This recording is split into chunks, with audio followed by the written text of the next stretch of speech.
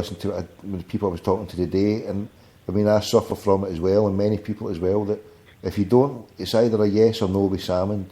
You either like him or you don't, and so that's a problem.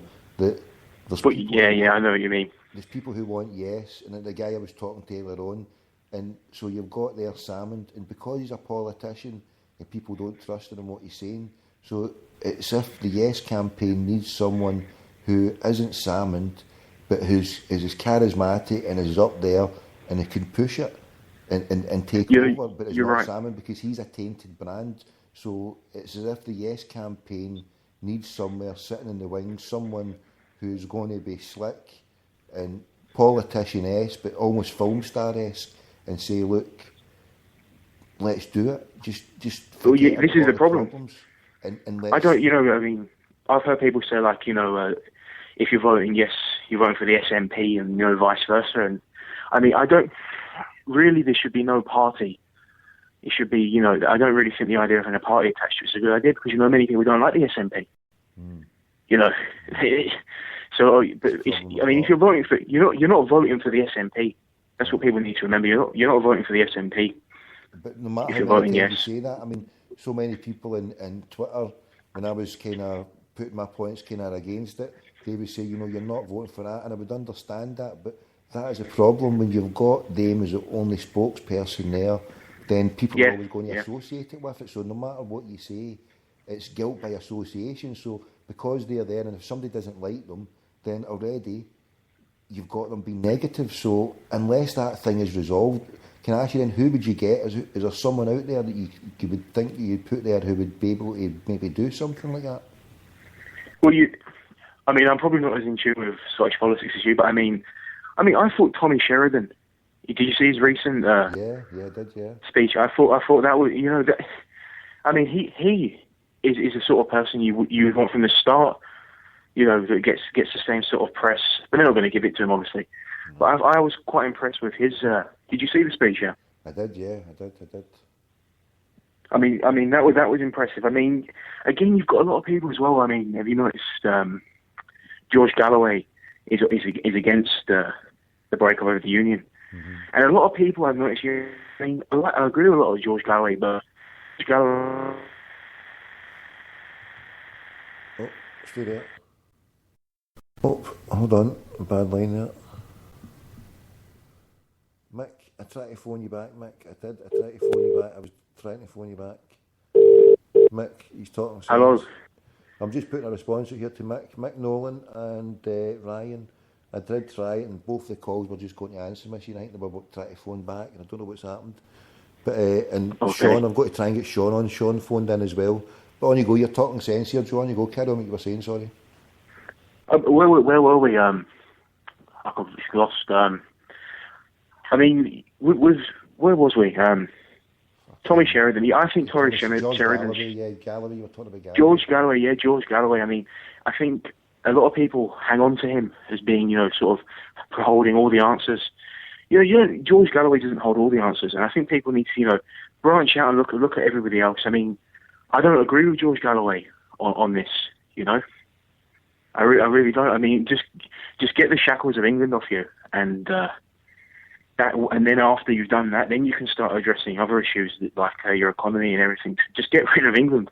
See, the thing is, right, with Mr. Galloway, I think George is a pragmatist, and he would be sitting there and saying, has it got a chance? And if it had a chance, then I think I wouldn't say it would be a bandwagon jumper and jump on that. It might well be, but I would more say that if he had thought it would be a chance, maybe it might have swayed his mind and how he would look at it. I don't know.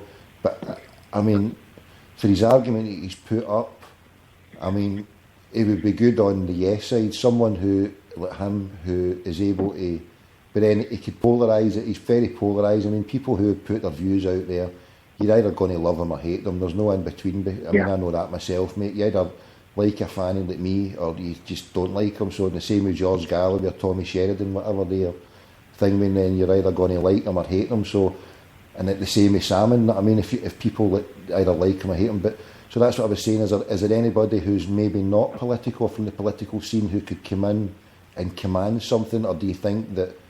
I mean, is everything? I mean, I couldn't. I'm sure there is. I couldn't name someone who's not involved in politics. I mean, the problem these days is still tribalism, you know. And I'm very, you know, you'd be very proud. I mean, you've got a large percentage of Scotland who love Britain, and you know, spout their loyal to the crown and everything. And those people, you're not going to change those people's minds, you know. Those people are gone. You're never gonna get to them. Yeah. So the problem is you're fighting and losing the battle. You know, you're not going to get. You've got people who are, if they're of Irish descent, or if they're not, you know, part of the loyalist set or anything like that. I mean, those are the people you need to get to, because, and getting to them, I mean, a lot of people, I mean, how many people do you think are actually going to go and vote? I mean, do you think it's going to be a big turnout? Yeah, mate, I think it is.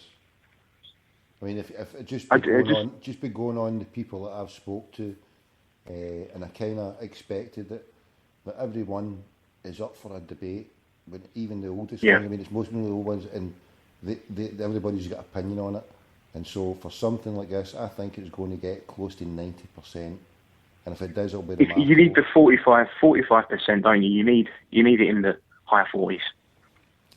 You need to get the people to for the people to out the ones who vote, for the people to say yes. Yeah, you need it high 40s for it to be a credible chance for a, how do you put it, a rematch maybe very soon, you know, or to keep it on the burner. But if it's not, then, you know, the SNP will be decimated for another 30 years and the vote will be gone, because if it's that much a rout, then it'd be a disaster for Scotland, because people would lose hope. I mean, people would, a lot of the Yes campaign would lose hope with it and say, oh, fuck this, you know what I mean?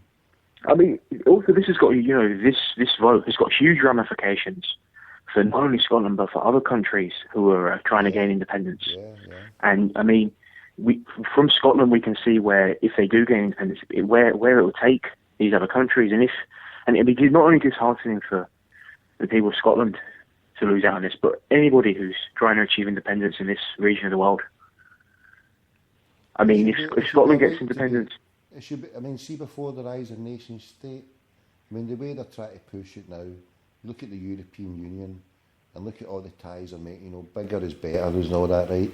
But if you go back, you know, humanity is from an agrarian background.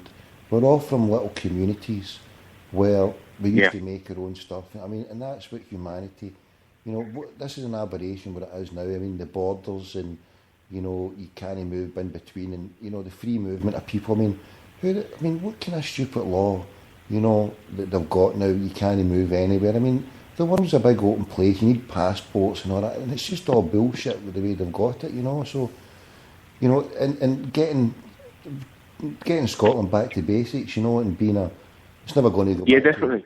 It's never going to be an agrarian country, but again, you know, but we've lost so much from the past that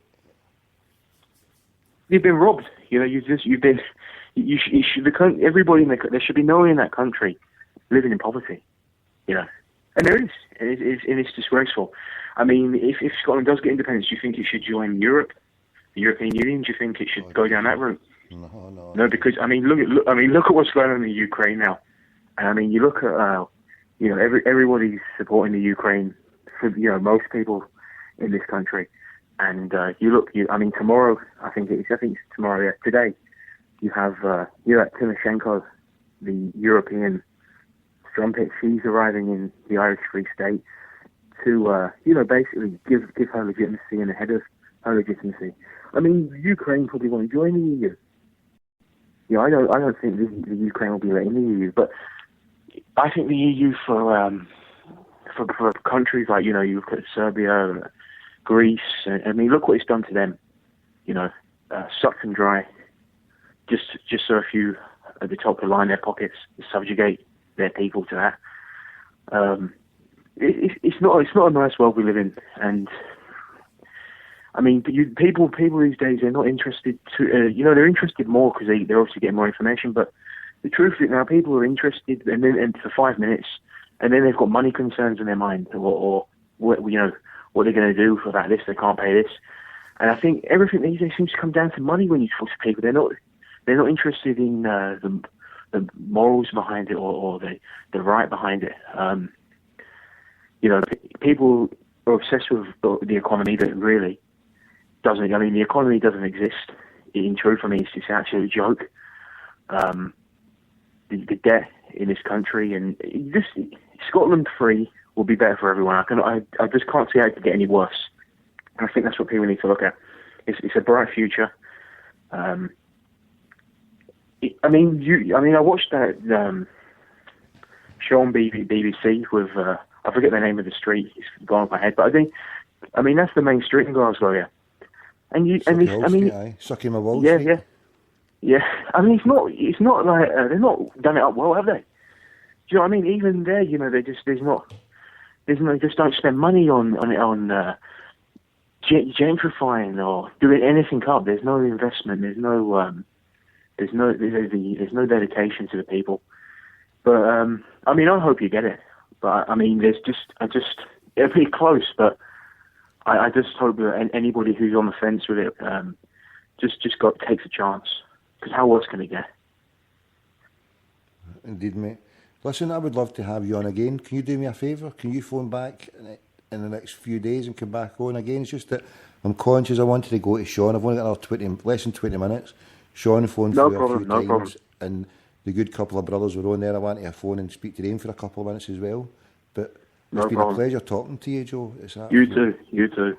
And come back on any time, mate, because you're talking far too much sense. And I'll speak to you soon, Tommy. For me to handle, mate, anyway, in the one go, mate, you're brilliant, mate. So come back on any time, mate, yeah? Okay, all the best. Can I ask you, have you an Irish or Scottish background? Obviously, you got a Celtic background. I'm Irish background, yeah. God bless, mate, God bless. All the best. Come back on and we'll chew the cud again. Will you promise that, aye? I'll come back on in a few days, yeah, no problem. Any time, mate, just give me a call and I'll phone you straight back, right? All the best. God bless, mate. Speak to you soon, right? Hell. Bye. Right, just conscious for time, I want to be nice. And, hold on. Where's the fucking thing, mate? Right, Mick, right, 2 minutes. The two brothers were on there. If I can get you back on in 2 minutes. Is it both ringing? Oh, they're both ringing. Here we go. Oh. Hello. Tommy, how you doing? What about you? It's Ryan here. Ryan. Right, hold on. How you doing, Mucker? Stay there, right? Hold on, we want to see if we can do this. It probably won't work, right? But we're going to try and bring Sean in, so we'll go for a foursome, right? You ready? Go for it, matey. Oof. Might not work, so stay there. If it starts crackling, then... Oh, here we go. Oh, I got to get it. I want to fuck Sean, hurry up. Pick the fucking... He's doing a joint. He's fucking doing a joint. And fucking drinking a fucking tinny. Hanging upside down. He's helping the shape. He's swinging on a rope. Fucking give it a yell. A drink and a fucking joint at the same time. Partying. Come on, Sean, look, we're fucking... Where are you? Hello. You're there, brilliant. What's happening? There he is. How you doing? Right, how's things, mate? Right, so we've got Sean, we've got Ryan, and we've got Mick, and we've got a crackpot. I think we should try and get Joe, see if we can do 5. Should I push it? Should I push the envelope here and we go for 5? You're getting horny as fuck, Tommy. Fucking right, mate. Yes, we're doing the damage here. Hold on. I've never... Stay there, we can see we get another one on. Hold on. Add to group call. Hold on. Oh, crap. Leave it. For fuck's sake. Calm down. Yes, sir. Joe, we're getting you back on. Come on. How you doing? Joe, we've got you back on. Hello. I'm just getting a hard on to see if I can get the whole 5 on. Are we all here, right? Yes, I've done it. I'm about to fucking celebrate. He's all cut off. I've got fucking 5 on. Right, so we've got a 5-way discussion. Chew the cud, you cunts, and hurry up. I don't know speak at the one fucking time. Oh, you invite me to speak there, Tommy? Invite Sean. How you doing, my man? What are you saying about it? No, about what? About anything, mate.